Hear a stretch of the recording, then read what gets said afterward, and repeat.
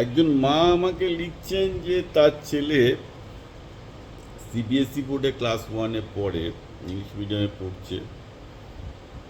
তো তার স্বামীর চাকরিটা নেই হঠাৎ করে, বা তার স্বামীর ব্যবসায় কিছু একটা হয়েছে। বলছেন যে আর আমি ছেলেকে ইংলিশ মিডিয়ামে দেওয়ার মতো পয়সা নেই, আমাকে আবার এখন সরকারি স্কুলে নিয়ে যেতে হবে।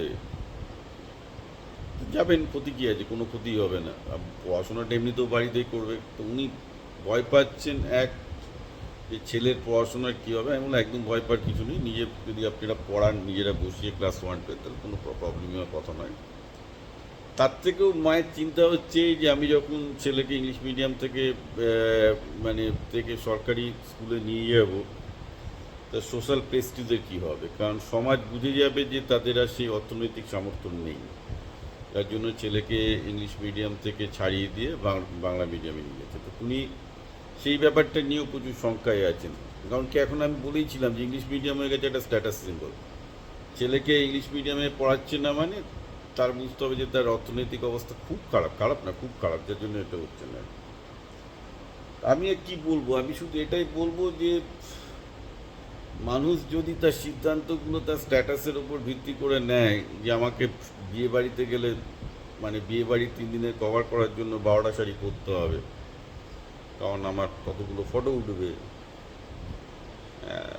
ছেলেকে ইংলিশ মিডিয়ামে বা মেয়েকে ইংলিশ মিডিয়ামে না পড়ালে আমার সোশ্যাল প্রেস্টিজ থাকবে না, আমার হাতে আইফোন না থাকলে আমার সোশ্যাল প্রেস্টিজ থাকবে না, বা আমি এই ব্র্যান্ডের জামা না পরলে আমার প্রেস্টিজ থাকবে না। আমি শুধু একটা কথাই বলবো যে মানুষের মূল্য যদি তার বাহ্যিক জিনিসগুলো দিয়ে নির্ণীত হয়, তাহলে তো ভেতরের মানুষটাই ছোট হয়ে যায়, কিছু মানে তো থাকে না, সোজা কথা।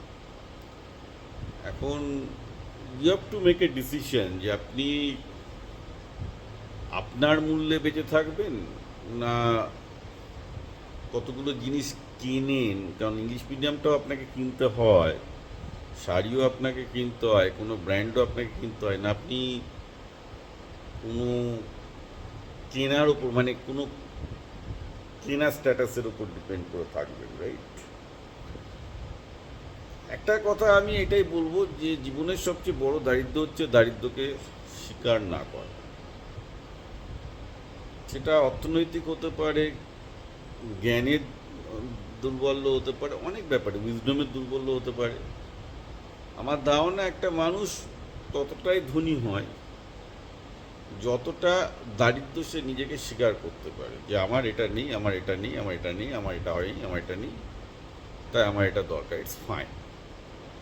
কিন্তু যারা দারিদ্রকে স্বীকার করতে পারে না, তাদের কপালে কিন্তু অন্যরকম দুঃখ আছে। অনেকে হয়তো সুইসাইডাল টেন্ডেন্সি আনতেনও হয়ে যেতে পারে।